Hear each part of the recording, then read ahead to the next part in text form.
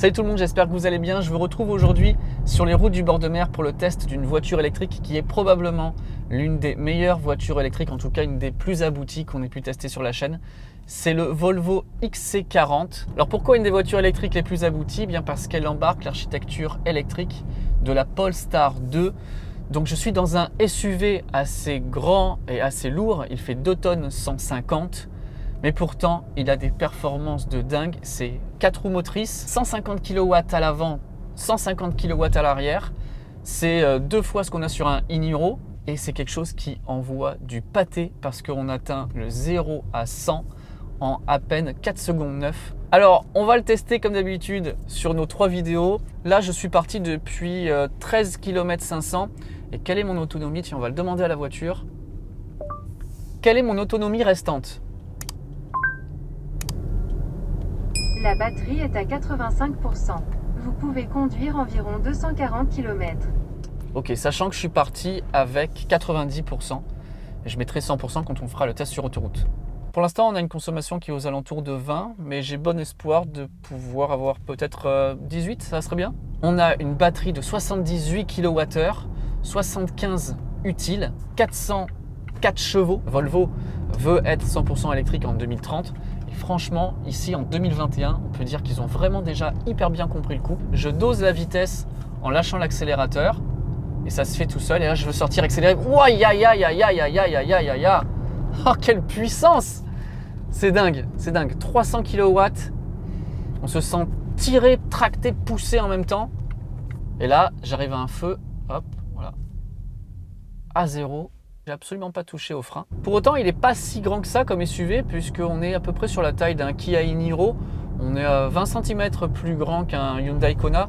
Par contre, on est plus large et on est plus haut. C'est quelque chose qui va vous paraître un petit peu plus volumineux. Au niveau tarif, forcément, il va coûter quand même plus cher qu'un e-Niro par exemple. Mais on est à 60 000 € pour la version de base qui est déjà hyper bien équipée. Et après, si vous voulez avoir la version supérieure, donc c'est la version Pro, qui est la version dans laquelle je suis aujourd'hui, qui a les sièges électriques, qui a la caméra 360 degrés, qui a le son Harman Kardon, qui a le toit ouvrant et qui a également les phares LED bidirectionnels. Là, il faudra compter 62 500 € à peu près. Donc, pour la version entrée de gamme, vous êtes sûr d'avoir le bonus de 3 000 €. Pour la version Pro, là, ça sera au bon vouloir des remises de votre concession Volvo. Mais bon, j'espère que Volvo fera une remise nécessaire pour pouvoir bénéficier des 3 000 € de bonus écologique. J'ai fait 26 km 500 et j'ai une consommation moyenne de 19,6 avec encore 81% de batterie. Bon, c'est vrai que je me suis amusé quelques fois à appuyer sur l'accélérateur.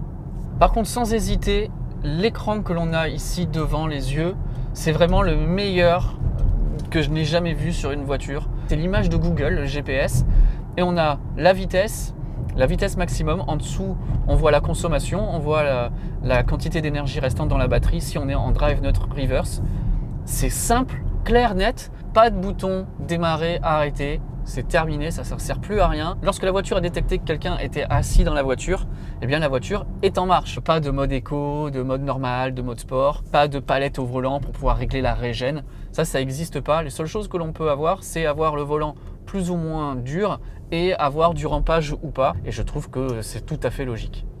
Comme quoi, il n'y a pas que Tesla dans la vie, mais leur pari est réussi puisque le but était de bouger toute l'industrie et de la faire basculer vers le 100% électrique. Et sans eux, on n'en serait vraiment pas là. Ça reste une question de budget entre celui-ci, le Kona, le e-Niro et le modèle Y. Mais c'est vrai que si j'avais le budget, j'hésiterais pas à acheter cette voiture. Et voilà ce Volvo XC40. On a en longueur 4,42 m. En largeur, il fait 1,86 m. Mais en hauteur, il fait 1,65 m. Pas trop de lignes qui coupent dans tous les sens. Version 100% électrique, calandre pleine. On a une caméra qui est ici, une autre caméra sur le pare-brise, de la caméra là. Vous voyez ici donc 418 km, la trappe de recharge. On est en CCS, on peut monter jusqu'à 150 kW. On a un bouton ici pour le déverrouillage. Ça fait partie des petits détails qui montrent que cette voiture électrique est vraiment bien pensée. On est quand même sur une version haut de gamme. Je vous fais voir un truc vraiment trop cool. Alors un coup de pied, hop. Oh, oh, oh, oh. Alors ça, c'est le top absolue. Le coffre est de taille correcte avec 413 litres. On peut monter jusqu'à 1373 litres si on rabat complètement les sièges à l'avant. On a un sous-coffre qui est vraiment bien pensé puisque ça se rabat en deux, ça se plie en deux comme ça. J'ai regardé en dessous, le bac en fait épouse le dessous de la voiture, donc je ne vous conseille pas vraiment de l'enlever. Quand même un petit peu profond ici. On peut ranger tous les câbles à plat ici. Donc pour le chargement, ça c'est vraiment très pratique. Et on a une 12 volts là. Les crochets. Et donc là pour fermer, eh bien, soit j'appuie sur le bouton, soit je refais un coup avec le pied. Hop. Raté.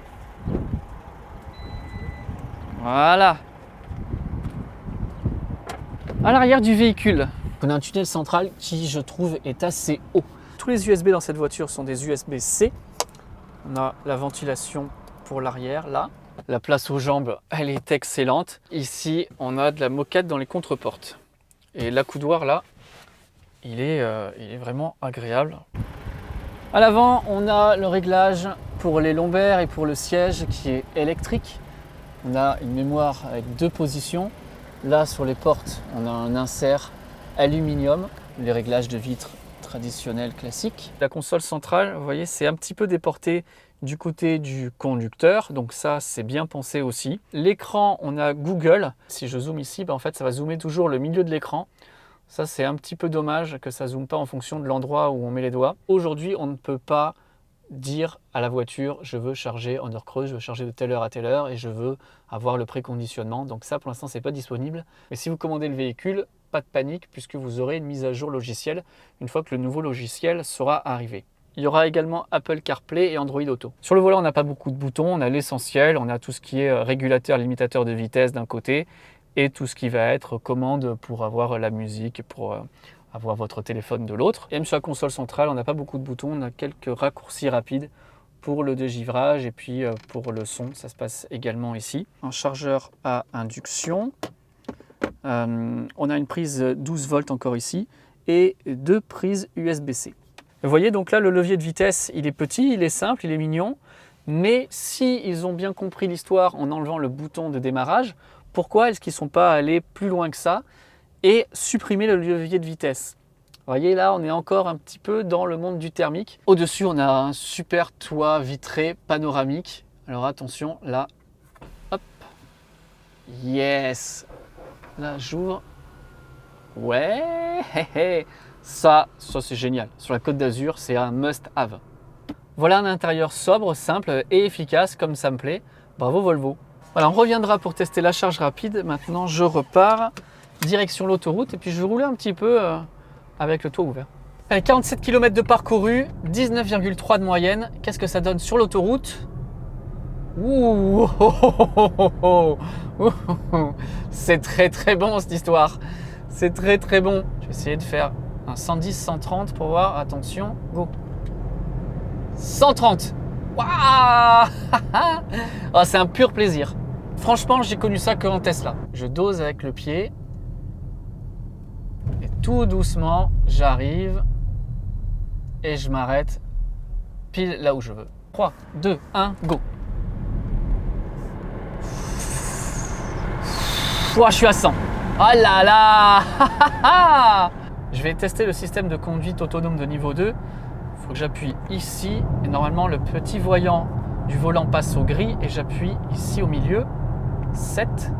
Ok, on a les deux. Donc on voit bien qu'on a le régulateur limitateur de vitesse adaptatif. Plus le maintien dans la voie. Donc là, si je lâche tout, l'accélérateur compris. Ouais. Donc, je pense que ça, 104, ça doit être ce que je lui demande.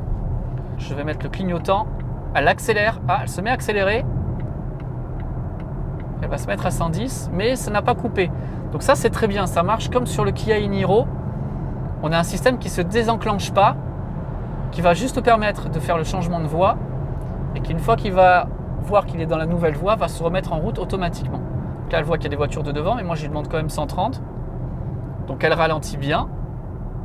Ça n'a pas été brutal. Maintenant, je mets le clignotant. Elle réaccélère. Elle me dit attention, il y a des gens devant. Voilà, on a déboîté. On a doublé le van.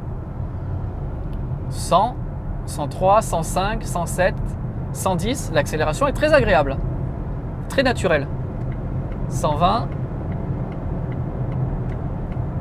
J'arrive à 130. Je reste dans la file du milieu, comme ça me laisse une sécurité. Pour la courbe à 130, comment ça passe? Oh, elle est sortie. Il est sorti. Il n'a pas su. Là, je peux régler avec le bouton ici la distance que je veux avoir avec les voitures qui sont devant moi.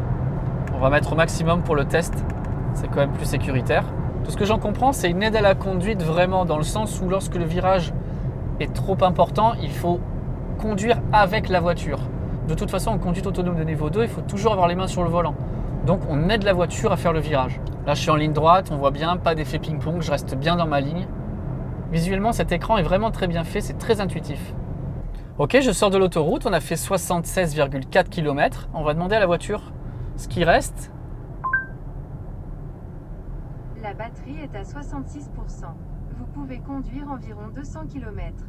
Voilà, j'ai terminé ma première boucle. On a fait 80 km, il me reste 65% de batterie et j'ai une consommation moyenne qui est de 20,4 kWh au 100. Alors ça peut paraître beaucoup, mais c'est vrai que c'est un véhicule qui est quand même assez volumineux et qui est lourd. Il fait 2 tonnes 150, donc on pouvait s'attendre à avoir une consommation aux alentours des 20 kWh, même si à un moment, je me suis rapproché plutôt des 19. Pour 60 000 €, on a quelque chose qui vaut son prix quand même. On a une super bonne technologie à bord, on a moteur à l'avant, moteur à l'arrière, donc 300 kW de puissance, 0 à 100 en 4 secondes 9, la recharge en 150 kW. Il est vraiment très bien fait, très bien fini, très agréable à conduire, silencieux. La conduite autonome de niveau 2 marche, je trouve, plutôt bien. J'ai hâte de pouvoir le tester en montagne et sur l'autoroute. Si cette vidéo vous a plu, comme d'habitude, merci beaucoup de l'avoir déjà regardé et puis de vous abonner à la chaîne et de faire retentir la cloche et de mettre un grand pouce bleu, ça me ferait très plaisir. Et on se retrouve très bientôt pour de prochains épisodes avec ce XC40. Salut tout le monde!